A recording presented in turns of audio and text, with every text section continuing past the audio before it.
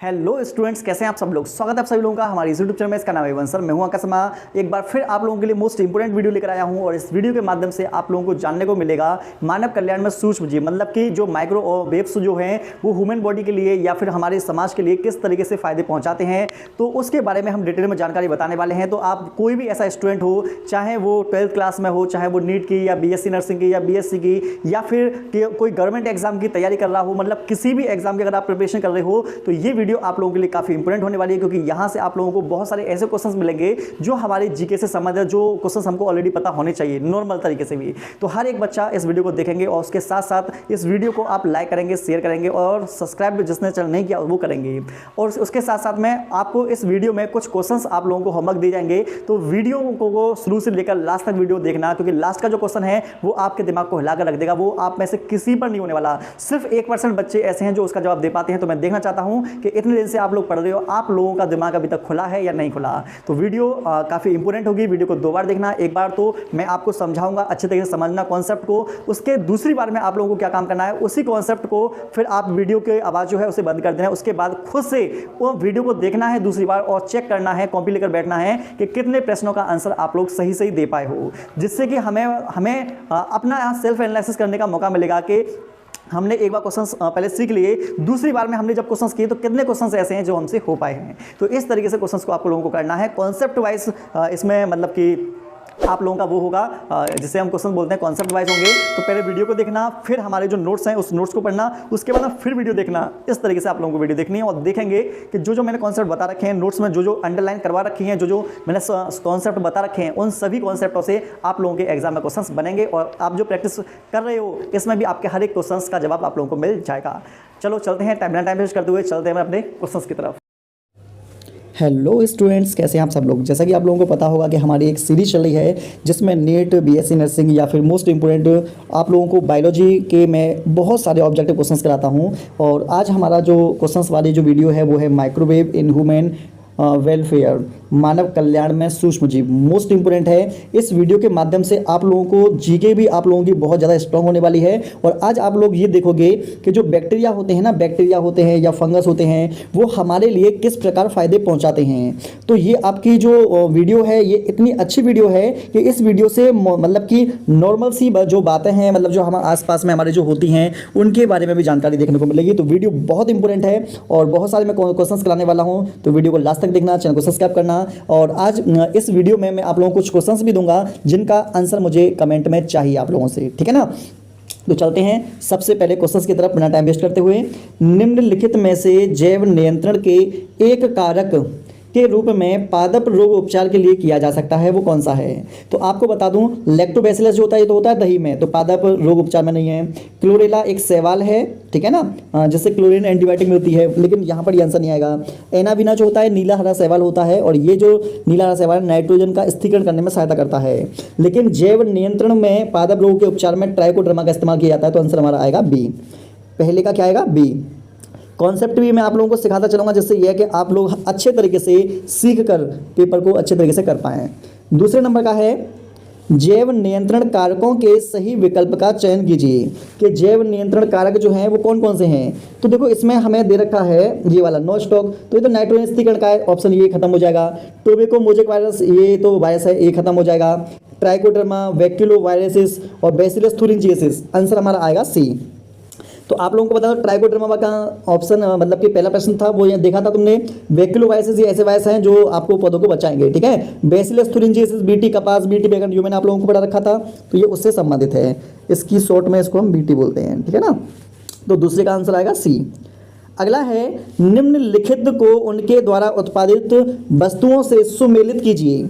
जब जब आप लोगों का सुमेलित आ जाए ना तो करने का तरीका उसे आप जान लीजिए, ठीक है ना। सबसे पहले हम बात करते हैं इसकी लैक्टोबैसिलस, ये मिलेगा दही में। सैक्रोमाइसिस सेरिवेसी ये मिलेगा ब्रेड में। सैक्रोमाइसिस सेरिवेसी को यीस्ट बोलते हैं, बेकरी उद्योग में इसका इस्तेमाल होता है, बेकरी उद्योग में ब्रेड रखे जाते हैं। एस्परजिलस नाइगर ये एक मिनट मुझे लग रहा है कुछ क्वेश्चंस, हाँ सही चल रहा है, वैसे सही चल रहा है। बिल्कुल सही चल रहा है। सी का तीसरा, आइए बिल्कुल सही चल रहे थे हम। इसका दही, सैक्रोमाइसिस का ब्रेड, एस्परजिलस एसिटाई का आ जाएगा एसिटिक अम्ल। एसिटिक अम्ल को विनेगर भी बोलते हैं और इसको हम सिरका भी बोलते हैं। एस्परजिलस नाइगर का आ जाएगा सिट्रिक अम्ल, ठीक है ना। तो इस तरीके से आपके सारे क्वेश्चंस हो जाते हैं। तो ये हमारा चार्ट जो है, जो मिलान का, वो आराम से कर लोगे। दूध के दही के रूपांतरण में इसकी पोषक क्षमता में किसकी वृद्धि के कारण होती है? तो देखो, दही के अंदर जो विटामिन होती है वो विटामिन लेगी विटामिन B12। ऐसे व्यक्ति जो दूध जिनको नहीं पच पाता तो वो दही का इस्तेमाल करते हैं, विटामिन B12 की मात्रा उसमें ज़्यादा होती है। और दही जो होती है, लैक्टोबैसिलस बैक्टीरिया जो होते हैं, इसको हम लैब बोलते हैं, लैब, ठीक है। ये बैक्टीरिया द्वारा बनाई जाती है, ठीक है ना। और हानिकारक बैक्टीरिया को मारने का भी ये काम करती है। अगला है बेमेल चुनिए। बेमेल का मतलब कौन सा ऐसा है जिसका मेल नहीं है? फ्रैंकिया एलनस के पौधे की जड़ में मिलता है, सही है। एनाबीना जो है नाइट्रोजन का स्थिरीकरण करता है, ठीक है। राइजोबियम एल्फा में मिलता है, ठीक है। रोडोस्पाइरलम कवक मूल में मिलता है। तो आपको बता दूं ये गलत है, हमें गलती ढूंढना है ना, तो ये हमारा क्या हो जाएगा, गलत हो जाएगा। तो 6 का आंसर आ जाएगा बी। नेक्स्ट, निम्नलिखित में से कौन सा वाहितमल उपचार में निलंबित हुए ठोसों को निकालता है? तो जो ठोस है उसको कौन निकालेगा? उसको निकालेगा हमारा ये वाला निकालेगा, प्राथमिक उपचार। कौन निकालेगा? प्राथमिक उपचार जो है वो निकालेगा। तो ऑप्शन आएगा सी। नेक्स्ट क्वेश्चन, निम्न में से कौन उसके द्वारा निम्न में से कौन उसके द्वारा उत्पन्न उत्पाद के साथ उचित रूप से मेलित है? मेलित का मतलब सही मेल कौन सा इसमें है? एसिडोबैक्टर बैक्टीरिया से प्रतिजैविक, नहीं। मेथिनोबैक्टीरियम से लैक्टिक अम्ल, नहीं। मेथिनोबैक्टीरियम से तो वो बनता मीथिन बनती है।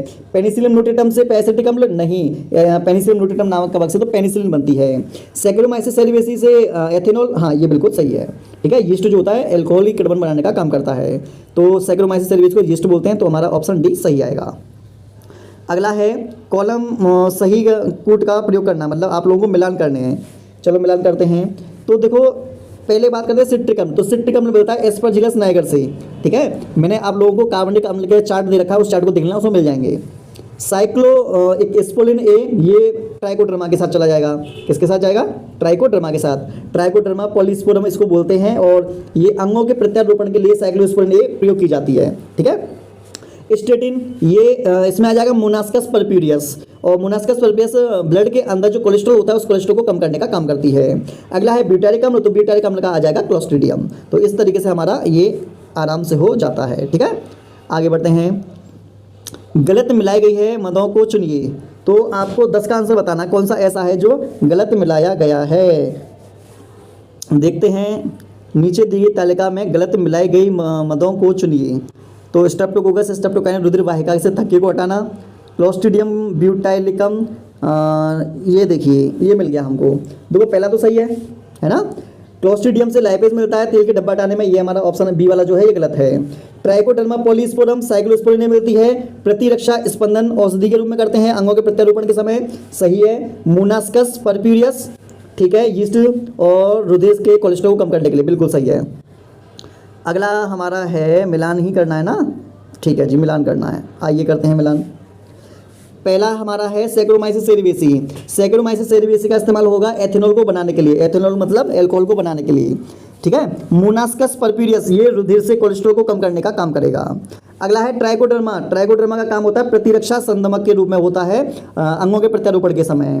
प्रोपियोनी बैक्टीरियम शार्मेनाई, ये स्विस पनीर में बड़े बड़े छिद्रों का निर्माण करता है जो CO2 के द्वारा बनते हैं। तो इस तरीके से हमारा ये बन जाते हैं, ठीक है ना। आइए नेक्स्ट, वह कौन सा शैवाल है जिसे मानव के लिए खाद्य के लिए उचित रूप से नियोजित किया जाता है। तो देखो शैवाल बताना है, ठीक है ना, और मानव के खाद्य के लिए है ये भी आपको बताना है। तो ये हमारा होगा क्लोरेला। कौन सा होगा? क्लोरेला शैवाल, ठीक है। मोस्ट इंपोर्टेंट है ये वाला क्वेश्चन, अच्छा प्रश्न है। कौन सी गैसें अवायवीय आपंग संपाचित्र में उत्पन्न होती हैं? तो इसमें देख लेते हैं हम। पहला है मीथेन, ठीक है। हाइड्रोजन सल्फाइड, ठीक है। ऑक्सीजन, ये गलत है। अगला है हाइड्रोजन सल्फाइड और CO2, ये भी गलत है। मीथेन और CO2, ये भी गलत है। ये वाला सही है, मीथेन, हाइड्रोजन सल्फाइड और कौन सा? CO2। इसी को हम बोलते हैं बायोगैस, ये भी ध्यान रखना। बायोगैस जो होती है ना, 3 गैसों का मिश्रण है। मीथेन सबसे ज़्यादा मिलेगी, हाइड्रोजन सल्फाइड मिलेगी और CO2 मिलेगी। चलो नेक्स्ट क्वेश्चन है, निम्न में से कौन से कवक में हेलोसिनोजन होते हैं? 14वें का आप लोगों को आंसर बताना है। तो इसका आंसर आएगा अमानिटा एस्कारिया, इसका आंसर बी आएगा। इसको डायरेक्ट याद कर लेना, अच्छा प्रश्न है। हेलोसिनोजन, बी ब्राह्मक बोलते हैं इसको हम। सिट्रिक अम्ल के लिए एक अच्छा उत्पादक कौन है? अगर सिट्रिक अम्ल आप लोगों को बनाना है तो आपके लिए एस्परजिलस नाइगर की ज़रूरत पड़ेगी, ठीक है ना। चलिए आगे बढ़ते हैं। जल मल के उपचार के दौरान विभिन्न बायोगैस उत्पन्न होती हैं, जिनमें शामिल हैं, अभी मैंने बताई थी ना, नहीं बताई थी, मीथेन, हाइड्रोजन सल्फाइड और कार्बन डाइऑक्साइड, ठीक है। इसमें ऑक्सीजन आ रही है, ऑक्सीजन नहीं आएगी, ठीक है, और सल्फर डाइऑक्साइड नहीं आएगी, नाइट्रोजन नहीं आएगी, तो 3 ऑप्शन हमारे गलत हो जाएंगे। पहला CH4, H2S और CO2, ये तीनों आते हैं। चलो नेक्स्ट क्वेश्चन की तरफ चलते हैं। मोनास्कस परप्यूरियस एक यीस्ट है जिसका किसके उत्पादन में व्यापारिक रूप से इस्तेमाल किया जाता है? आपको बता दें, ये नाम आप याद कर लो, क्योंकि बार बार इनसे संबंधित घुमा फिरा कर क्वेश्चन पूछे जाएंगे। मोनास्कस परप्यूरियस, देखो कितनी बार नहीं आ गया ये, और कितनी बार मैंने नहीं बताया कि ये रक्त के कोलेस्ट्रॉल को कम करने का काम करता है। ये भी कई बार आ रहा है। साइट्रिक अम्ल एस्परजिलस नाइगर से बनता है। रक्त वाहिकाओं से थक्का हटाने के लिए स्ट्रेप्टोकाइनेस एंजाइम है, स्ट्रेप्टोकोकस से मिलेगा। एथेनॉल सैकेरोमाइसिस सेरेविसिस से मिलेगा, जिसको यीस्ट बोल देते हैं। आगे बढ़िए। मायोकार्डियल इंफ्राक्शन के रोगी को अस्पताल में लाने का तत्काल सामान क्या है? तत्काल क्या दिया जाता है? स्ट्रेप्टोकाइनेस देंगे हम। स्ट्रेप्टोकाइनेस देंगे, जिससे रक्त की वाहिकाएं जो हैं वो आराम से मतलब कि घुल जाएंगी और हृदय को आसानी से क्या होगा, ब्लड पहुंच सकेगा। आइए आगे बढ़ते हैं। यीस्ट का उपयोग किसके उत्पादन में किया जाता है? तो देखो, यीस्ट का इस्तेमाल जो होगा हम कहाँ पर करेंगे? लैक्टिक अम्ल को बनाने में नहीं करेंगे, लाइपेज के लिए नहीं करेंगे, मक्खन के लिए नहीं करेंगे, ब्रेड और बियर बनाने में इसका इस्तेमाल किए जाएंगे। यीस्ट ना देकर वो सैकेरोमाइसिस सेरेविसिस बोल सकता है, जो बेकरी उद्योग में, अल्कोहलिक किण्वन में जिसका इस्तेमाल किया जाता था, ठीक है। आगे है 20। धान के खेतों में एजोला साहचर्य बनाता हुआ एक नाइट्रोजन यौगीकरण जीवाणु कौन सा है? तो वो होता है हमारा एनाबिना। कौन सा होगा? एनाबिना। एनाबिना जो होगा ये धान के खेतों में नाइट्रोजन का स्थिरीकरण करके धान की पैदावार को बढ़ाने का ये काम करता है। सूक्ष्म जीवों का उपयोग करते हुए पीड़कों रोगों के जैविकीय नियंत्रण का निम्नलिखित में से एक उदाहरण कौन सा है? 21। तो आपको बता दें, सूक्ष्म जीवों का उपयोग करते हुए पीड़क रोगों के जैविक नियंत्रण का कौन सा उदाहरण है? देखो, इसको भी मैं पहले ऑलरेडी आप लोगों को बता चुका हूँ। आप भूल गए हो तो मुझे नहीं पता, आपको बता रखा था। कुछ खास पादप रोगों के लिए ट्राइकोडर्मा का इस्तेमाल होता था। और ट्राइकोडर्मा का इस्तेमाल कहाँ पर करते थे? पहला क्वेश्चन यही वाला था, सबसे पहला क्वेश्चन यही वाला था। ट्राइकोडर्मा वाला रोगों को ठीक करने में इस्तेमाल किया जाता है। अगला फिर से आ गया हमारा 26 है एथेनॉल के उत्पादन के लिए मद्य निर्माणशाला में सर्वाधिक सामान्यतः इसका प्रयोग किया जाने के वाला क्रियाधार कौन सा होता है? सबसे ज़्यादा इस्तेमाल होता है शीरा का, शीरा जनस सोडा बोलते हैं इसको। निम्नलिखित में से कौन सा एक जैव उर्वरक नहीं है? नहीं पूछा है उसने। 27 तो राइजोबियम ये जैव उर्वरक है, माइकोराइजा ये भी है, नोस्टॉक ये भी है, एग्रोबैक्टीरियम ये जैव उर्वरक की तरह काम नहीं करता है, तो ऑप्शन आएगा ए। द्वितीयक सीवेज उपचार मुख्यतः क्या है? तो आपको बता दें, द्वितीयक सीवेज उपचार में जैविक प्रक्रिया होती है, क्योंकि इसके अंदर शैवाल और जीवाणु इन दोनों का क्या होता है? मिलन होता है। मिलन का मतलब ये दोनों का हेल्प करते हैं। सीवेज पर अवायवीय बैक्टीरिया की क्रिया द्वारा मुख्यतः क्या बनता है? कौन सी ऐसी गैस है जो बनेगी, वो आपको बतानी है, तो बताएंगे मार्श गैस। कौन सी गैस है? मार्श गैस, ये गैस बनेगी। इसी को हम मीथेन बोलते हैं या बायोगैस बोलते हैं, ठीक है, या गोबर गैस बोलते हैं। अगला है सोयाबीन फसल को उगाने के लिए किस एक जीव को जैव उर्वरक के रूप में इस्तेमाल किया जाता है? सोयाबीन, देखो सोयाबीन हो या लेग्यूमिनोसी कुल हो, लेग्यूमिनोसी कुल में चना हो गया, मटर हो गया, है ना, इस तरीके के सभी आ जाते हैं। सोयाबीन हो गया, ये भी दाल हैं। तो दाल वाली फसलों की जड़ों के अंदर राइजोबियम जीवाणु पाया जाता है, और ये राइजोबियम जीवाणु क्या काम करेगा? नाइट्रोजन का स्थिरीकरण करेगा, जिससे पौधे में नाइट्रोजन की कमी नहीं होगी। और आपको पता होगा सोयाबीन में प्रोटीन की मात्रा भी ज़्यादा होती है और प्रोटीन में नाइट्रोजन पाया जाता है। नेक्स्ट है एथेनॉल का व्यापारिक स्तर पर उत्पादन किसकी एक विशिष्ट स्पीसीज के माध्यम से कराया जाता है? तो वो कौन सा होगा? Saccharomyces cerevisiae. इसी को यीस्ट बोलते हैं, अल्कोहलिक किण्वन को बनाने में इस्तेमाल किया जाता है। अगला है नेक्स्ट, मीथेनोजन कहे जाने वाले जीव प्रचुर मात्रा में कहाँ पाए जाते हैं? तो मीथेनोजन वाले वहाँ पर मिलेंगे जहाँ पर मीथेन को ये उत्पादन कर सकते हैं, और ये कहाँ पर हैं? मवेशी के बाड़ा में, जहाँ पर गाय भैंसों को बांधा जाता है, क्योंकि ये गोबर के अंदर पाए जाते हैं मीथेनोजन, और गोबर में से गोबर गैस को बनाने का काम करते हैं, और गोबर गैस में मुख्यतः मीथेन गैस पाई जाती है। 33 अगला है फेड बैच किण्वन विधि में शर्करा को निरंतर डालने की क्रिया निम्न में से किस एक के लिए की जाती है? तो आपको बता दें, एंटीबायोटिक को प्राप्त करने के लिए ये अपनाई जाती है। निम्न में से कौन सा सूक्ष्मजीव तथा उसके औद्योगिक उत्पाद का गलत सुमेलित है, जबकि शेष 3 हैं? तो मुझे क्या करना है, मुझे इसमें से छांटना है कि कौन सा गलत है। एस्परजिलस नाइगर से सिट्रिक अम्ल ठीक है, यीस्ट से स्टेटिन ये भी ठीक है। अगला है एसिडोबैक्टर एसिटाइज से एसिटिक अम्ल ये भी ठीक है, लेकिन ब्यूटाइलिक से लैक्टिक अम्ल मिलता है, ये वाली बात गलत है और हमें गलत ही चुनना है। तो ऑप्शन आएगा हमारा डी। हाँ, इस प्रश्न को पढ़ो, बहुत अच्छा प्रश्न है ये। प्रश्न आप लोगों को करके देना है, इसका आंसर बताना है। 35 का आंसर मुझे बताना है, आपको बताना है मुझे कमेंट सेक्शन में, ठीक है। पढ़ते हैं, निम्न कथनों को पढ़िए जिसमें रिक्त स्थान ए और बी, ए मरीज के लिए औषधि उपयोग में ली गई है जो बी जीव की जाति से प्राप्त होती है, ये 2 रिक्त स्थानों के लिए सही है। क्या एड्स सीडोमोनास, हृदय पेनिसिलिन, अंग प्रत्यारोपण ट्राइकोडर्मा, स्वाइन फ्लू मोनास्कस। तो यहाँ पर आप लोगों के लिए, यहाँ पर आपके लिए ये क्वेश्चन दे रखा है और इस क्वेश्चन को जिस बच्चे ने भी कर दिया, मेरी नज़र में वास्तव में वो बहुत इंटेलिजेंट है। तो मुझे इसका आंसर चाहिए हर एक बच्चे से, और मैं देखना चाहता हूँ कि आप लोग कितने इंटेलिजेंट हो, इतने दिन से पढ़ रहे हैं, क्या पढ़े हो अब तक, ठीक है। एक तो आपको उसका आंसर बताना है। अगला है, जैविक कृषि ने निम्नलिखित में से एक का उपयोग नहीं किया जाता। तो जैविक कृषि में हम किसका इस्तेमाल नहीं करते हैं, तो केंचुआ का इस्तेमाल करते हैं वर्मी कंपोस्ट बनाने में। ऑसिलेटोरिया ब्लू ग्रीन एल्गी है, नाइट्रोजन का स्थिरीकरण करता है। ग्लोमस ये भी हेल्प करता है, लेकिन घोंघे जो होते हैं इसका इस्तेमाल नहीं किया जाता और हमसे नहीं ही पूछा गया है। अगला है, एंडोमाइकोराइजा का एक उदाहरण है 41 एंडोमाइकोराइजा का उदाहरण है ग्लोमस। कौन सा है, ग्लोमस जो होगा ये मिल जाएगा। देखो, कवक मतलब फंजाई और एंजियोस्पर्म के जड़ों के अंदर ये मिल जाते हैं। अगला है 42, निम्नलिखित में से किस एक को जैव पीड़क नाशी के रूप में इस्तेमाल नहीं किया जाता। हमसे नहीं पूछा है 42 कि किसका नहीं करेंगे। बैसिलस थुरिनजिस का करते हैं, ट्राइकोडर्मा का करते हैं, न्यूक्लियर पॉली हेड्रोसिस वायरस इसका भी करते हैं, लेकिन जेंथोमोनास कैम्पेस्ट्रिस इसका इस्तेमाल हम जैव पीड़कनाशक में नहीं करते। तो इसका आंसर ए आएगा। अगला है 43, निम्नलिखित में से कौन सा एक जोड़ा गलत मिलाया गया है। तो आपको वो ढूंढना है कि कौन सा गलत मिलाया गया है जोड़ा।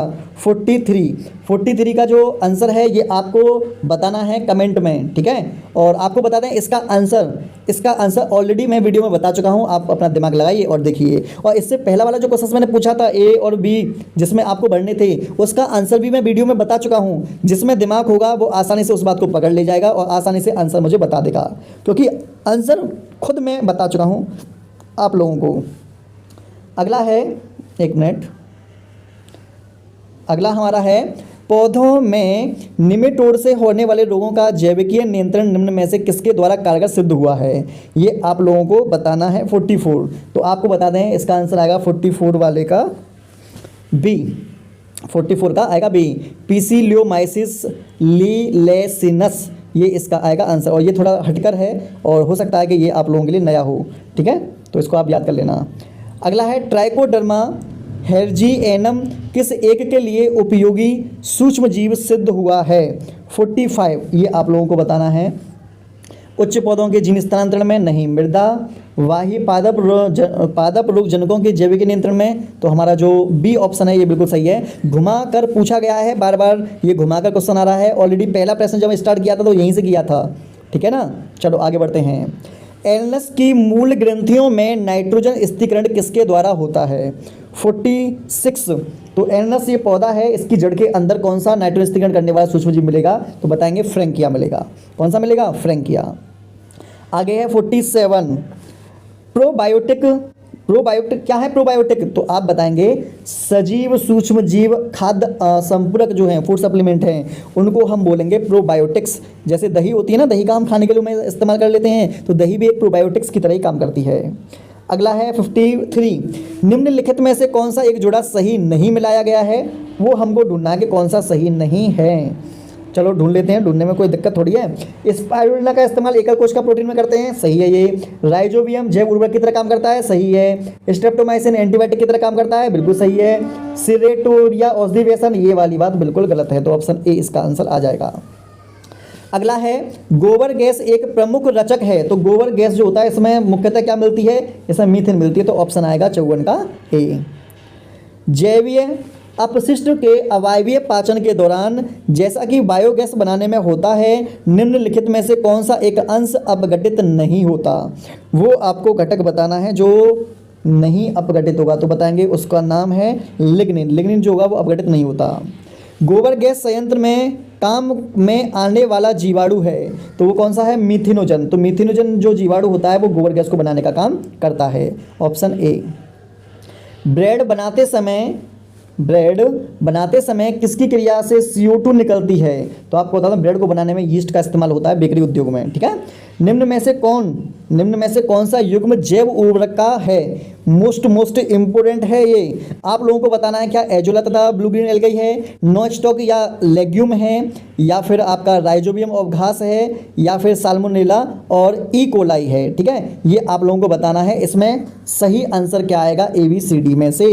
तो 58 का आंसर क्या होगा ये बताना है, और काफ़ी आसान क्वेश्चन है ये, और जिसमें दिमाग होगा वही इसका आंसर दे पाएगा। तो आप लोगों को वीडियो कैसी लगी कमेंट सेक्शन में जरूर बताइए, और ऐसी इंटरेस्टिंग वीडियो देखने के लिए चैनल को सब्सक्राइब कीजिए। और उसके साथ अगर आप चाहते हैं और मैं आप लोगों के लिए वीडियो लेकर आऊँ तो मुझे बताओ कि आपको किस चैप्टर पर न्यू वीडियो चाहिए, मैं उससे संबंधित मैं आप लोगों के लिए वीडियो ज़रूर ले आऊँगा। मिलते हैं नेक्स्ट वीडियो में।